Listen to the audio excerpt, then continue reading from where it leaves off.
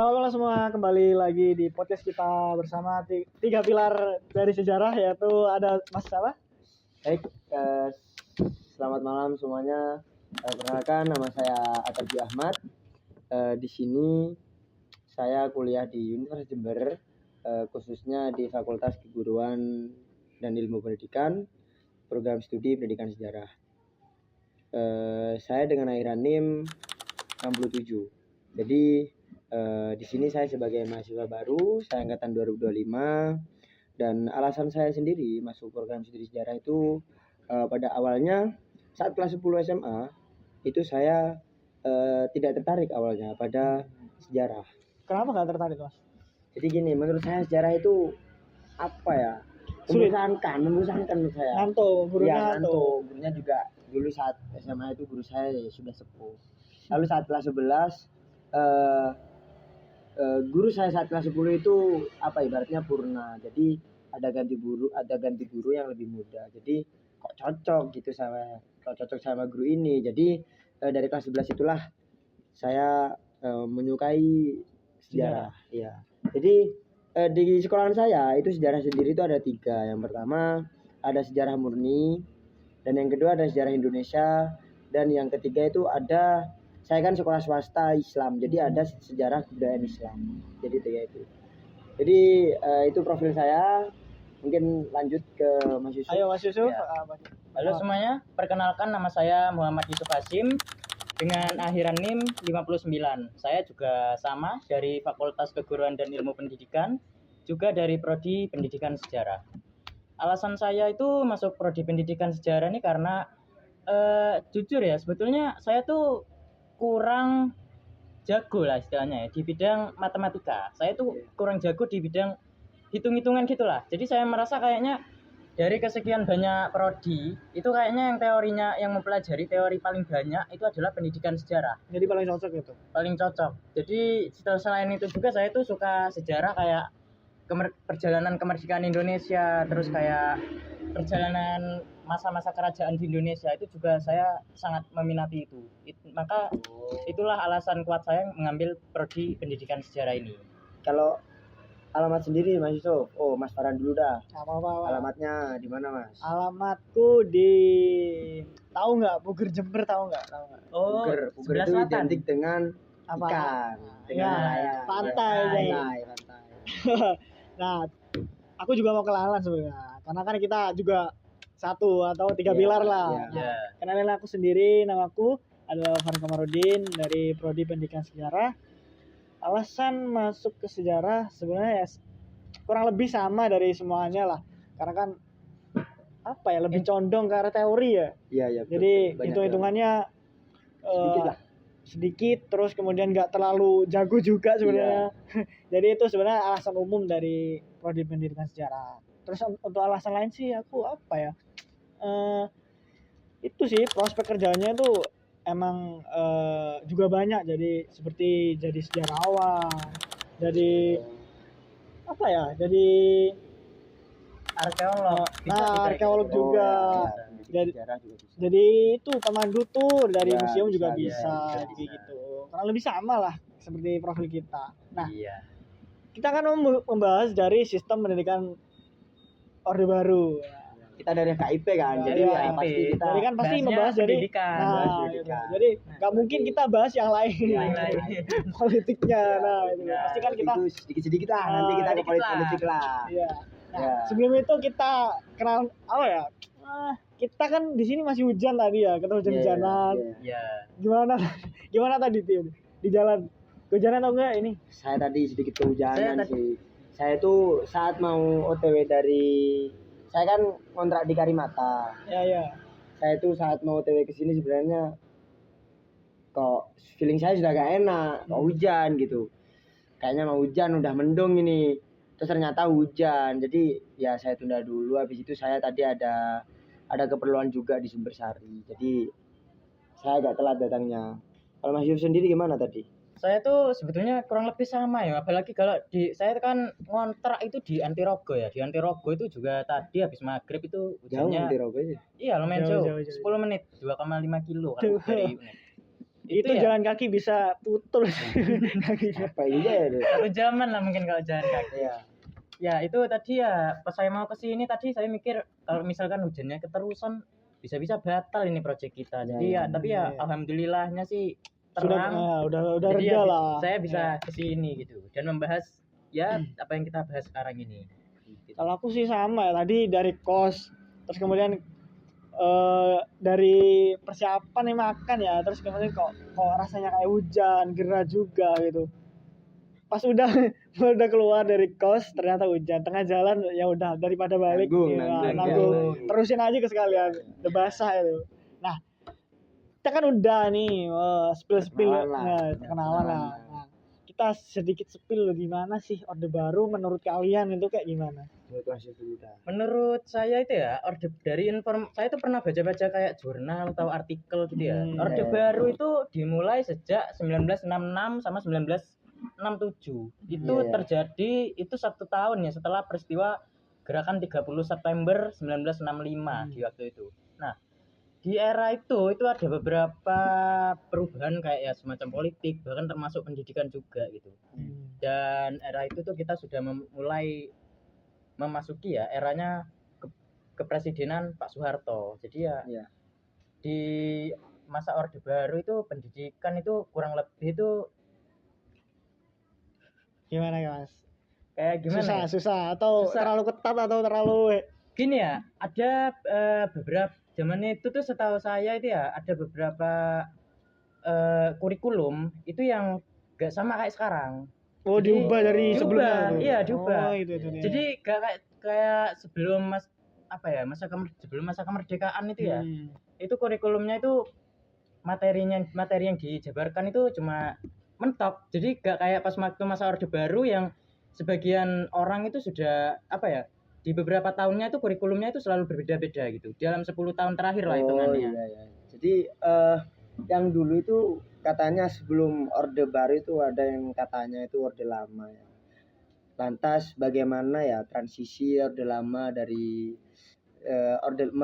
dari Orde Lama ke Orde Baru itu transisinya seperti apa? Jadi gini teman-teman, setelah saya baca-baca di jurnal, jadi transisi Orde Lama ke Orde Baru itu setelah saya baca sumber-sumber dari jurnal atau artikel itu banyak yang bilang bahwasannya transisi dari Orde Lama ke Orde Baru itu dikeluarkannya Super Semar.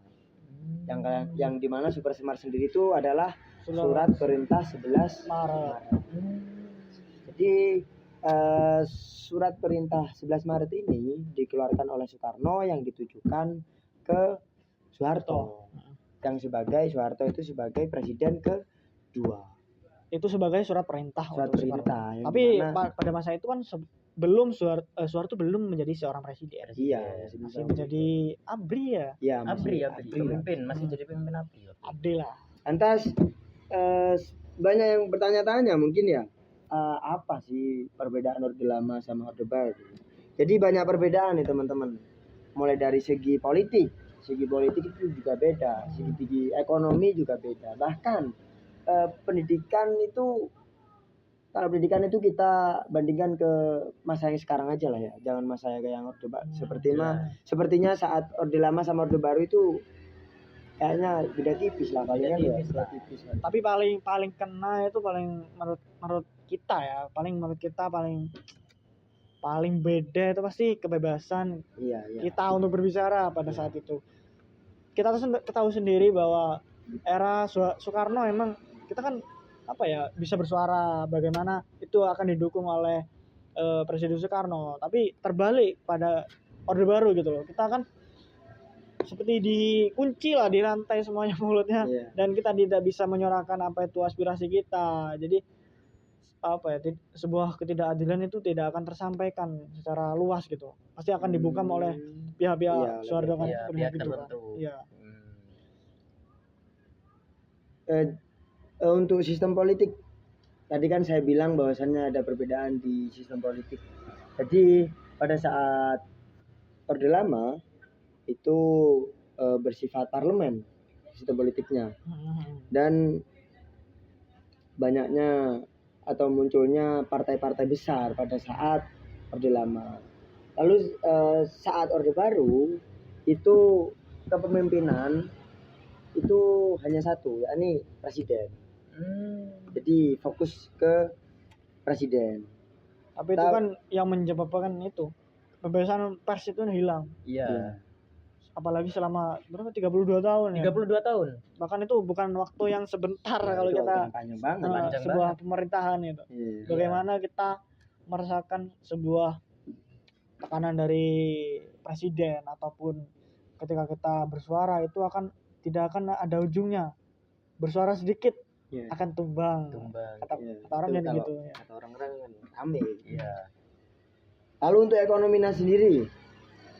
ekonominya sendiri, pada saat Orde Lama itu fokus kepada kemandirian ekonomi, namun sering terkendala inflasi tinggi dan ketidakstabilan itu saat masa Orde Lama.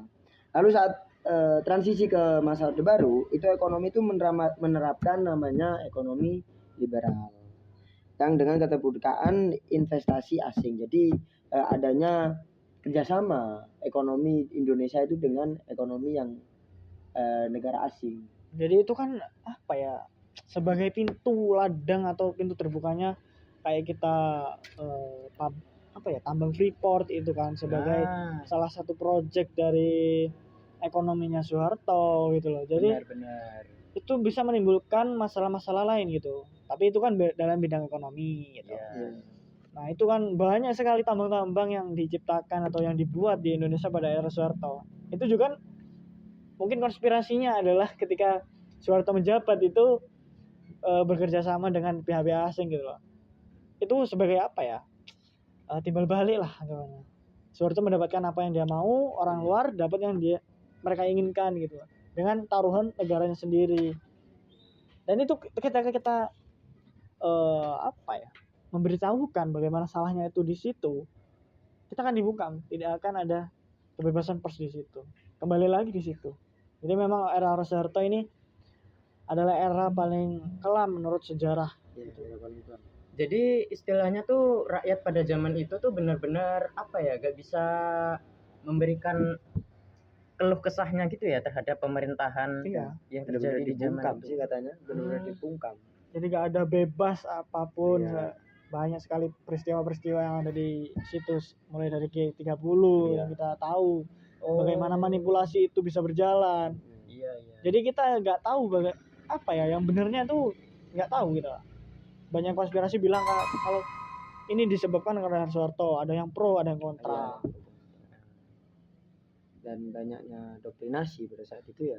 Iya. Doktrin luar, ada yang CIA juga bilang katanya. Bener-bener pahlawan pada istilahnya. Bener-bener pahlawan yang tepat di saat yang tepat. Tapi itu dibuat-buat oleh sesuatu. Oknum lah. Kita katakan oknum kita aman sekarang. Lalu selain itu kan yang terjadi kan bukan cuma dari segi politik dan ekonomi, tapi kan juga dari segi pendidikan. Seperti yang saya bahas tadi, di sini kan kita kan dari Fakultas Keguruan dan Ilmu Pendidikan ya. Jadi ya pastinya yang paling banyak kita bahas ya jelas pendidikan di masa itu dong, masa Orde Baru itu dong. Bagaimana Mas Yusuf pendidikan saat masa Orde Baru itu? Apakah kan banyak yang bilang katanya pemerintahan pada masa Orde Baru itu kan banyak yang namanya itu masyarakat dibungkam, benar-benar dibungkam. Apakah ada perbedaan kurikulum kah atau sistem pendidikan di Indonesia atau akan berubah dari Orde Lama ke Orde Baru gitu? Iya. Jadi gini ya, dari informasi yang saya dapat itu ya, pendidikan pas waktu masa Orde Baru itu dijadikan sebagai instrumen pembangunan ekonomi dan nasional, bukan hanya sebagai hak individu. Dan selain itu juga sistemnya tuh sangat berpusat birokratis, yakni kebijakan pendidikan utama itu ya ditetapkan oleh pemerintah pusat dengan penyeragaman kurikulum, metode, dan evaluasi. Jadi ya di situ tuh ada beragam kayak metode, evaluasi dan berbagai macam kurikulum lah yang berbeda-beda yang terjadi di zaman itu. Karena itu ya itu tadi itu berjalan cukup lama, selama ya kurang lebih 32 tahun lah pada saat era kepresidenan Pak Soeharto. Jadi setelah saya lihat-lihat ini ya, saya kan baca-baca nih, ada saat pada masa Orde Baru itu kurang lebih ada 5 atau 4 kurikulum. Jadi yang pertama itu ada yang namanya kurikulum 1968. Jadi di sini tuh mengatakan bahwasannya kurikulum 1968 itu menekankan pendekatan organisasi materi pelajaran. Jadi kelompok pembinaan Pancasila, pengetahuan dasar dan kecakapan khusus. Jadi muatan-muatan materi pembelajaran itu bertabiat teoritis. Jadi bersifat teoritis ya. Dan tidak mengaitkan dengan kasus faktual di lapangan. Jadi hanya anggapannya hanya teori lah ya. Iya, jadi hanya berpatok sama teori. Lalu yang kedua itu ada yang namanya kurikulum 1975. Yang dimana adanya sedikit perbedaan dari kurikulum sebelumnya. Ya, dari kurikulum sebelumnya. Yani pada kurikulum 1975 itu menekankan pada tujuan supaya pendidikan itu lebih efisien serta efektif berdasarkan ini ada MBO atau manajemen by objektif. Jadi tata cara, materi itu serta tujuan itu pengajaran dirinci dalam prosedur pengembangan sistem instruksional. Jadi mungkin pembelajarannya itu bersifat objektif mungkin. Terlalu fokus pada objektif gitu mungkin. Jadi istilahnya tuh kalau dari apa yang saya tangkap itu terlalu fokus ke pembelajaran kayak akademik ya. Misalkan yang non akademik itu gak terlalu difokuskan ya sepertinya. Iya. Tadi kan sama Mas Yusuf itu sudah membicarakan terkait pendidikan pada saat Orde Baru. Benar-benar. Atas di sini saya ingin menyampaikan lah terkait kurikulum pada saat masa Orde Baru. Jadi saat masa Orde Baru itu kurikulum yang pertama itu yang adalah kurikulum 1968. Nah, di mana kurikulum 1968 itu menekankan pendekatan organisasi.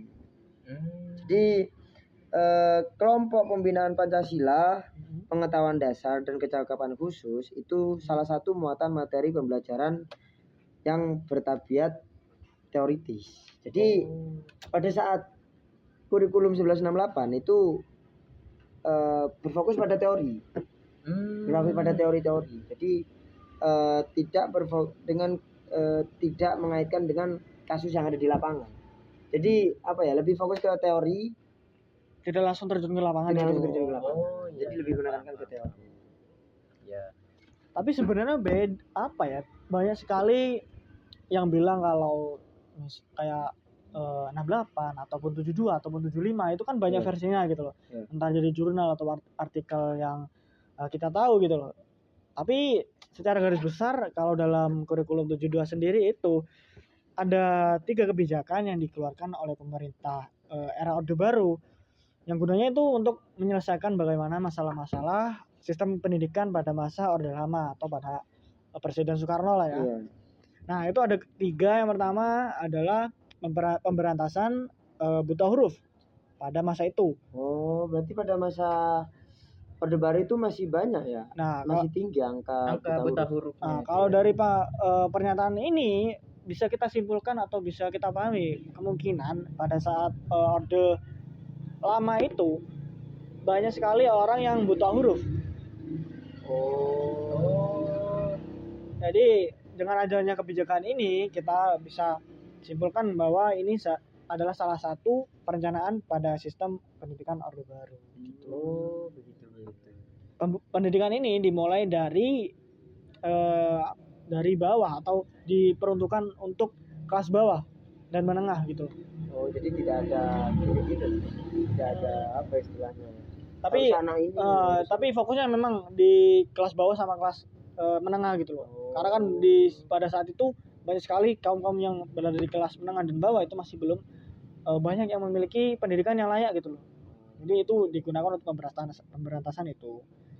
Digunakan sebelum pendidikan atau masuk ke sekolah-sekolah dasar gitu loh, atau sekolah raya pada masa itu. Nah yang kedua ada dari pendidikan mental atau spiritual ya.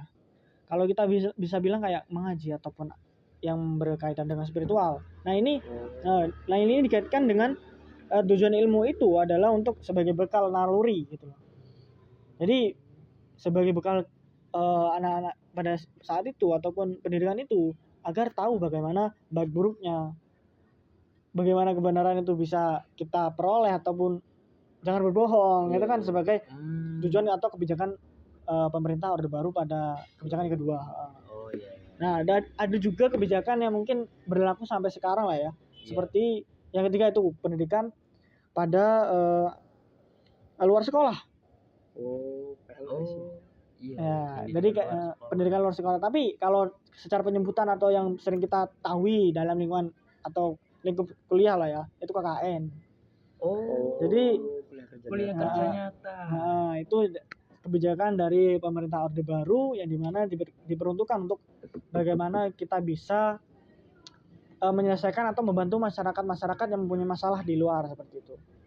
Maka dari itulah terciptalah sebuah kebijakan baru, ada 3 dari pemberantasan buta huruf, kemudian bagaimana pembelajaran naluri atau mental atau ilmu-ilmu religius lah ya. Kemudian ada yang ketiga ada pendidikan luar sekolah, mendidik bagaimana kita bisa bermasyarakat dengan baik seperti itu. Itu dari tahun 1972 atau kebijakan kurikulum 72. Apakah hanya 2 saja pada saat Merdeka Baru? Enggak. Ada 2 lagi, yaitu kurikulum 1984, yaitu kurikulum 1984 itu ya mengusung proses skill approach, yaitu proses menjadi lebih penting dalam pelaksanaan pendidikan. Namun meskipun begitu ya, tujuan tetap faktor penting. Peran siswa dalam kurikulum ini menjadi mengamati sesuatu, mengelompokkan, mendiskusikan hingga melaporkan. Jadi siswa itu di pas waktu kurikulum ini tuh ya mereka itu diajari bagaimana cara mengamati objek, terus melaporkan apa saja hasil pengamatan dari objek yang mereka amati itu. Jadi pada zaman ini tuh pembelajaran kayak ceramah itu udah gak berlaku lagi. Misalkan kayak guru itu cuma sekedar menerangkan apa yang project apa yang akan mereka pelajari gitu. Jadi di kurikulum ini tuh ya siswa itu mulai diajari tuh secara langsung gitu, mengamati secara langsung proyek apa yang sedang mereka teliti atau mereka pelajari. Jadi terjun langsung gitu lah ya, hanya teoritis gitu kan. Nah, istilahnya gitu. Terus apakah pada saat itu kan tadi ada 1984 ya? Iya. Apakah 3 sistem dari 1972 itu apakah masih diterapkan kira-kira? Apa kalau dari beberapa kalau kita rasakan lah saat ini seperti yang aku jelasin tadi, ada beberapa yang masih diterapkan. KKN. Cuman kalau pemberantasan buta huruf kalau dari aku yang jelasin itu udah nggak ada sih ya, karena kan sekarang udah modern, terus kemudian anak kecil sekarang juga udah kognitifnya udah mulai main gitu loh, dan juga didorong faktor kemajuan juga gitu kan. Teknologi juga kan dari kecil udah disusupin dengan teknologi lah. Dan yang selanjutnya ada kurikulum apa lagi? Ya yang selanjutnya itu ada kurikulum 1994. Kurikulum terakhir ya? Iya, kurikulum terakhir di masa Orde Baru. Dan kalau dari informasi yang saya dapat itu ya, alumni kurikulum ini itu menyebut kalau kurikulum ini tuh adalah salah satu kurikulum terbaik di Indonesia dari kesekian banyaknya kurikulum. Karena 94. Iya, kurikulum 94. Karena pas zaman ini tuh ada sebagian kebijakan itu ya, zaman itu misalkan kayak zaman sekarang itu ya, siswa SMA sama SMP itu pasti pulang jam mereka dalam bersekolah itu sangat panjang. Bahkan bisa anak SMA zaman sekarang itu hingga seharinya itu bisa jadi 9 jam hingga 13 jam sehari. Jadi pas zaman itu tuh cuma sampai beberapa jam, cuma sekitar ya mentok mungkin cuma 5 jaman lah. Zaman itu. Jadi singkat. Iya, dan di zaman itu juga ya beberapa kebijakan pemerintah zaman itu juga nggak ketat sekarang, dan zaman itu juga pemerintah itu ngasih begitu banyak kelonggaran gitu, seperti ya kayak dari informasi yang saya dapat dari orang-orang sekitar itu ya, di zaman 1994 itu ya setiap pembagian rapot itu pasti pihak sekolah itu ngasih kayak semacam makanan. Jadi reward gitu ya? Iya, jadi kayak sekarang. Kalau sekarang kan kita kan istilahnya sekarang tuh kita lebih tertekan gitu loh, karena kan misal habis pembagian rapot gitu ya, terus ada sistem ranking itu, misalkan kita tuh dapat ranking yang kurang mengenakan, bawah lah istilahnya, itu kan tertekan gitu. Apalagi orang tua zaman sekarang tuh ya sering menuntut anaknya mengekang buat lah, yang ranking menuntut anaknya 1 buat gitu. Apa itu jadi apa ya, sebuah diskriminasi kalau sepertinya. dari sekarang kita lihat ya, kayak kan kita sekarang lebih melihat bagaimana kurikulum itu bisa terjadi atau diberlakukan kan. Apa itu menjadi diskriminasi? Ya bisa jadi sebetulnya karena apa ya, kayak suatu paksaan gitu dari ya beberapa pihak, kayak misalkan dari orang tua ke murid gitu. Jadi dari apa yang kita tangkap selama ini tentang kurikulum pada masa Orde Baru itu kan bukan hanya tentang negatifnya saja gitu. Iya. Ada plusnya. Ada plus minus lah. Seperti Ada sisi positifnya juga lah. 1972 7 bulan lah itu angka buta huruf diberantas. Terus kemudian ada beberapa skill yang bisa diajarkan pada saat itu untuk luar sekolah, seperti jahit atau menanam atau memancing ataupun apapun itu. Terus ada juga yang diterapkan sampai sekarang seperti KKN. Itu kan dari positifnya gitu loh. Kalau dari negatifnya kita nggak boleh bahas. Nggak usah kita ambil lah. Itu bisa jadi bahan refleksi kita bagaimana di kedepannya kurikulum ataupun sistem pendidikan yang cocok untuk sekarang ataupun nanti gitu loh. Lantas bagaimana posisi guru atau tenaga pendidik pada saat masa Orde Baru? Nah itu juga menjadi PR kita kan. Bagaimana posisi guru kan itu. Bukan hanya murid kan? Iya, bukan hanya murid. Guru itu pasti kita juga harus tahu bagaimana sistem bagaimana. Jadi gini, saya itu ya pernah dengar kalau di tahun 1990-an Malaysia itu ya pernah mengimpor guru dari Indonesia karena dinilai guru di Indonesia itu ya jauh lebih kompeten daripada di Malaysia. Oh, jadi orang Malaysia itu membutuhkan orang Indonesia malah. Oh iya, memang ada beberapa pemberitaan yang memang menginformasikan bahwa sampai para guru di Indonesia itu diimpor ke Malaysia. Diekspor ke Malaysia. Ekspor dong. Ekspor. Jadi kan mereka menginginkan bagaimana tenaga pendidik kita ke negara mereka untuk mengajarkan sistem pendidikannya gitu. Jadi memang itu kualitas guru Indonesia itu di atas kualitas guru Malaysia berarti kan? Iya. Tapi kalau jadi sekarang itu kan itu jadi salah satu PR pemerintah. Karena kalau Anda lihat itu ya di zaman sekarang itu angka kesejahteraan guru itu di bawahnya tenaga kerja sipil yang lain, misal kayak tentara, polisi. Seperti itulah. Padahal bahkan ada sempat berita kalau ada beberapa pihak tertentu itu yang menyebut kalau guru itu beban negara. Nah, itu padahal guru itu adalah akar dari kesekian banyak orang-orang sukses, misal kayak polisi, tentara, dokter, itu akarnya itu adalah dari guru. Nah, itu pun mereka kan diajarkan dari TK, dari PAUD ataupun SD, SMP, dan guru itu belajar bagaimana cara memahami murid dari usia 0 sampai berapa belas tahun, memahami bagaimana tingkah laku, perilaku, bahkan setiap anak pun mempunyai pengajaran yang berbeda-beda. Itu kan menjadi tantangan guru, harusnya kan memang diberikan sebuah insentif atau penghargaan sebagai guru gitu loh. Nggak mungkin gajinya itu loh. Iya, terutama itu sih di bawah UMR gitu loh. Sedangkan kita ekonomi kita sebagai bentuk apresiasi itu pemerintah tuh harusnya ya memberikan kayak kenaikan tunjangan gitulah bagi guru. Itu sih yang PR buat pemerintah sebetulnya. Jadi bukannya menyalahkan guru itu beban negara atau segala macam. Justru penyebab turunnya kualitas karena kan karena emang tidak ada darurat gitu. Iya. Apa yang mereka berikan itu ya enggak bisa mencukupi. Enggak bisa apa yang mereka dapat itu enggak sepadan dengan apa yang mereka berikan gitu, Mas. Simpelnya gitu. Jadi ironi kalau kita lihat di era sekarang tuh guru tidak dihargai, bagaimana gajinya saja tidak bisa melebihi atau mencapai bahkan kemarin itu ada kasus kalau guru itu ya ada yang dipecat karena menegur anak gubernur yang merokok. Ya, saya tahu itu berita itu. Bahkan itu pun menjadi muridnya membuat petisi kalau tidak damai ataupun apa itu siswa mogok sekolah itu. Nah, itu.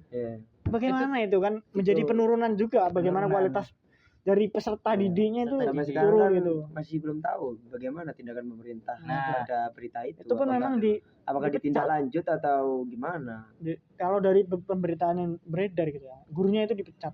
Kan itu Gurunya yang iya, yang ngaku kan, yang harusnya kan harusnya yang negur. ya harusnya kan memang harusnya ya emang salah sih ngerokok ya, salah. Cuman dari peralihan sebuah sikap guru kepada murid kan era sekarang kan beda gitu loh.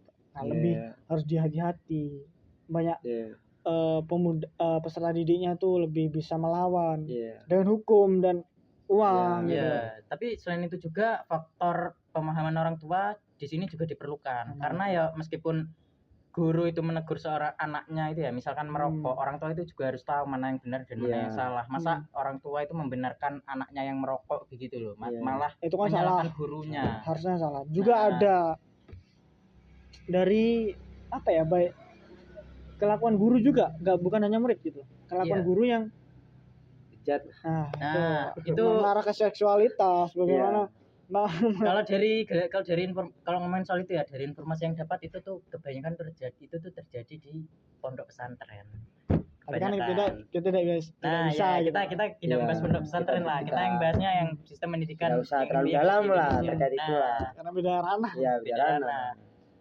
Terus bagaimana dengan guru pada saat itu? Selain adanya ekspor guru Indonesia ke Malaysia, apakah ada lagi pada era tersebut? Nah, di era itu tuh pemerintah itu menerapkan kebijakan untuk meningkatkan kompetensi guru. Contoh kebijakan pemerintah Orde Baru itu ya.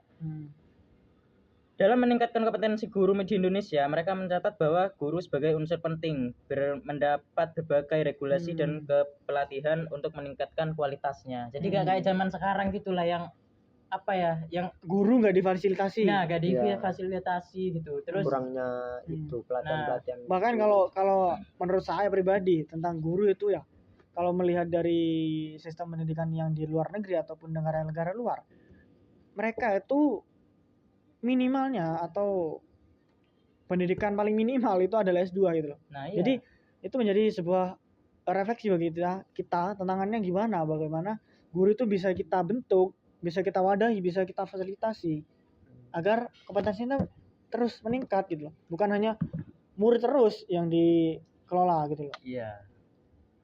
Itu kan menjadi apa ya? Dulu kita sudah berada di atas oleh tenaga gurunya yang diperlakukan dengan baik pada saat itu sampai diekspor keluar dan negara-negara lain butuh gitu. Kenapa sekarang menjadi sebuah kemunduran itu akan menjadi topik yang lainnya gitu.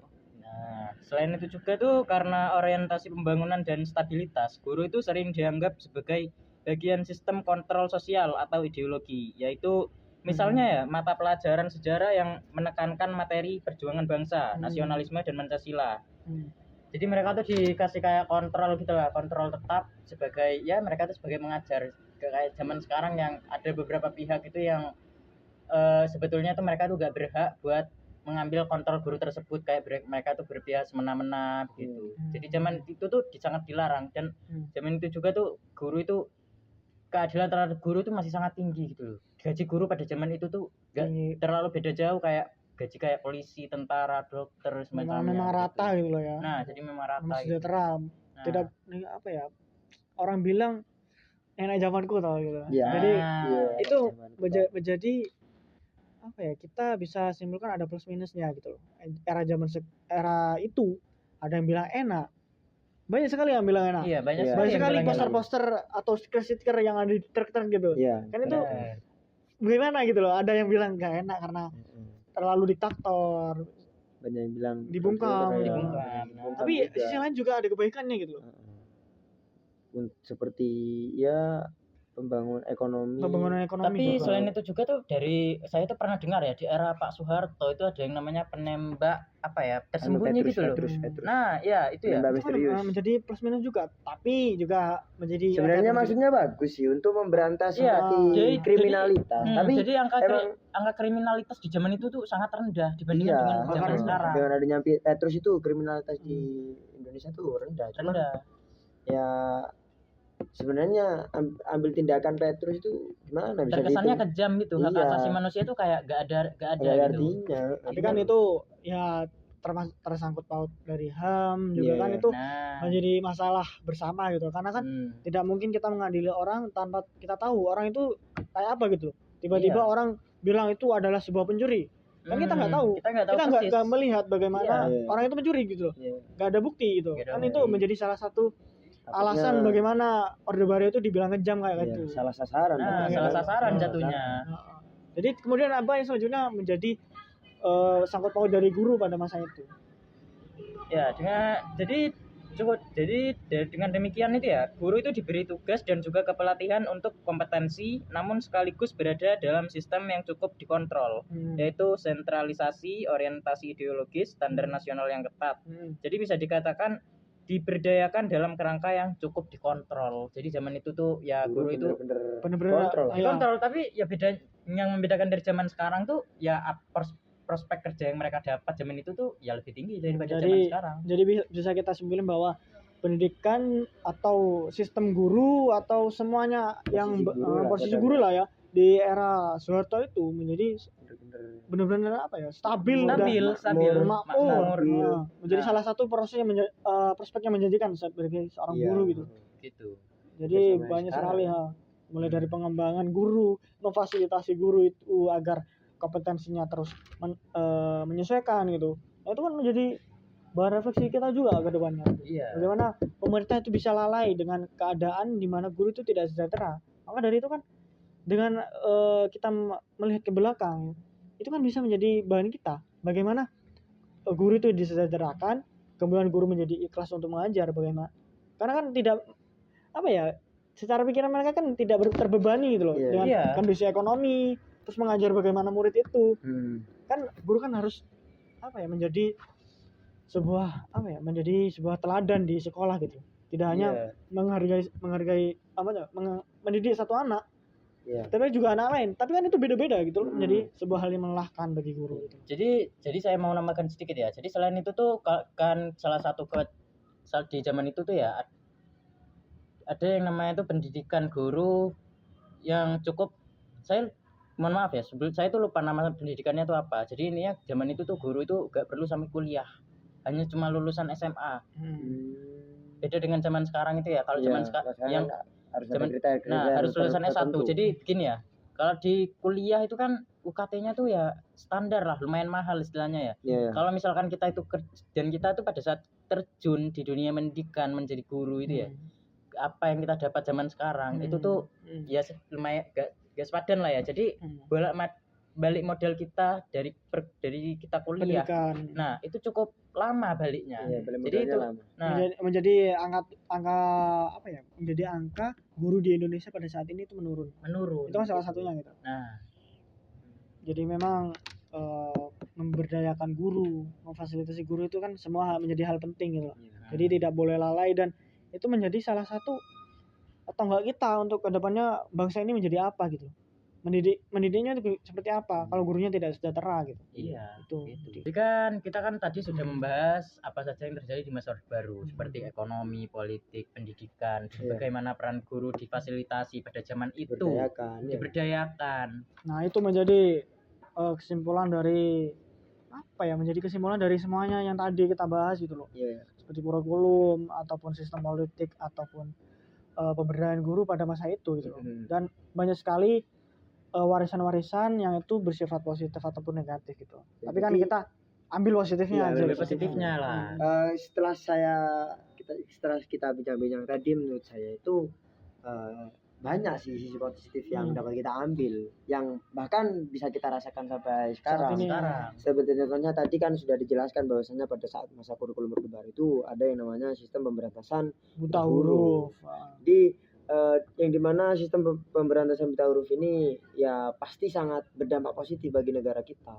Apalagi untuk anak-anak kecil yang memang harus masuk ke jenjang sekolah dasar atau sekolah rakyat pada masa itu. Jadi sangat positif lah, sangat berdampak positif banget di negara kita. Lalu selain itu ada juga infrastruktur pendidikan yang sistematis, yang dimana itu lebih banyak sekolah lah, penyebaran ke daerah-daerah terpencil. Jadi yang dulunya itu sekolah itu masih terpusat ke daerah-daerah, dan masa Orde Baru atau yang dapat kita rasakan sekarang itu di daerah terpencil pun sudah banyak sekolah gitu loh. Bahkan di daerah yang susah dijangkau pun juga ada sekolahnya gitu loh. Bahkan begitu juga dengan tenaga pendidiknya juga ya. Iya, tenaga pendidiknya itu juga ya ada. Meskipun sekarang itu diberdayakan cuman ya masih ya kurang lah, beda dengan pada saat masa Orde Baru gitu loh. Untuk sisi negatif mungkin perlu kita banyak bahas sih ya. Banyak negatifnya sebenarnya. Dari kurikulum yang terlalu seragam itu kan menjadi masalah gitu. Karena kan terlalu banyak gonta-ganti kurikulum ataupun kurikulum yang terlalu banyak itu kan menjadi PR bagi pemerintah juga kan. Jadi kita mau membenarkan yang ini, yang lain juga harus dibenarkan gitu. Jadi kan itu harus ada relevansi dengan zamannya pada saat itu juga. Kan kita tidak bisa stuck hanya pakai satu kurikulum saja gitu loh. Banyak harus melakukan pergantian. Tapi kan itu tidak dilakukan dengan tempo atau waktu cuma 1 tahun 2 tahun gitu loh. Paling minimal ganti kurikulum itu kan 10 tahun gitu loh. 10 tahun agar kita tahu bagaimana progres dari kurikulum tersebut gitu. Tidak seperti zaman sekarang yang terlalu banyak bergantian, itu kan menjadi pusing gitu. Tidak hanya kurikulum guru ataupun dari pendidik juga. Itu kan menjadi salah satu dampak negatif atau warisan negatif dari zaman Orde Baru gitu loh. Ganti kurikulum. Tapi kan pada masa itu juga kualitas pendidikan itu belum merata juga. Meskipun dibilang secara infrastruktur itu kan dibangun. Tapi banyak sekali relevansi atau pendidikan pada area-area terpencil itu masih sangat tertinggal gitu. Jadi nanti itu menjadi salah satu warisan negatif gitu. Dan kita tahu bagaimana pendidikan itu menjadi alat politik. Alat politik.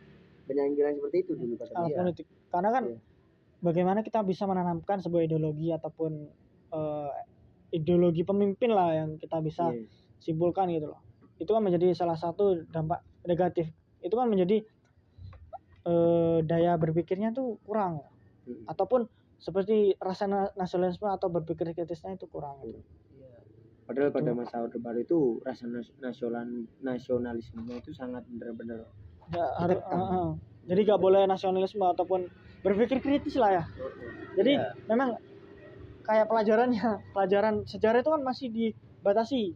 Bagaimana itu agar menjadi alat politik, tidak bisa berpikir positif. Mungkin itu menjadi warisan negatif. Tapi kan kita tidak bisa semerta-merta bilang warisan negatif. Pasti dengan warisan negatif itu timbullah atau muncullah bagaimana pikiran-pikiran kritis itu akan ada gitu. Solusi. Nah, itu sebagai apa ya? Cahaya kecil yang mungkin ada di dalam kegelapan itu. Kan enggak mungkin. Dengan adanya penekanan itu kan ketika kita bisa tekan orang ataupun apalah, ketika kita tekan pasti kita muncul bagaimana ide-ide itu muncul. Mungkin kita akan terpuruk terus gitu sebagai manusia yang memang mempunyai pikiran yang benar gitu. Nah, itu menjadi warisan negatif juga. Ada juga seperti ketergantungan terhadap guru gitu loh. Tergantungan terhadap guru. Jadi banyak kesimpulan kita bisa ambil banyak sekali positifnya, banyak sekali juga negatifnya. Tapi ada negatif, ada positifnya. 50-50. Tidak ada zaman yang memang itu sempurna. Tidak ada zaman yang memang kurikulumnya itu memang benar-benar terbaik. Pasti kan setiap zaman itu pasti ada perbedaan atau sesuatu kurikulum itu harus diubah terus agar relevansinya itu bisa menjadikan pendidikan di Indonesia itu bisa selalu terbaik. Nah, kita kan udah bahas banyak sekali dari panjang lebar lah kita ya tadi udah. Dari sistem Orde Baru. Bagaimana pemberdayaan guru itu bisa menjadi tonggak kita untuk maju ke depannya gitu. Perbandingan juga gitu. Pemerintahannya untuk menanggapi pendidikan gitu. Warisan-warisan yang ditinggalkan itu negatif atau positif lah. Tapi kan kita bisa ambil positifnya banyak sekali. Positifnya banyak sekali, negatifnya banyak sekali. Tapi kita sebagai orang yang memang benar ingin memajukan bagaimana kondisi ataupun sistem pendidikan di Indonesia, pasti kan ambil positifnya, mengaca pada sisi negatif yang ada di belakang gitu, agar terus bisa menjadikan Indonesia menjadi Indonesia Emas 2045 gitu. Sekian dari kita kan mungkin itu saja sih ya pembahasan dari kita bincang-bincang tentang bagaimana sistem pendidikan di era Orde Baru. Sedikit-sedikit kasus-kasus itu menjadi sebuah tali hubung lah dengan kondisi tersebut. Itu saja mungkin. Itu saja dari kita dengan podcast kita kali ini. Terima kasih sudah menonton dan selamat malam. Saya Atta. Saya Yusuf. Saya Farhan. Kami undur diri. Assalamualaikum warahmatullahi wabarakatuh.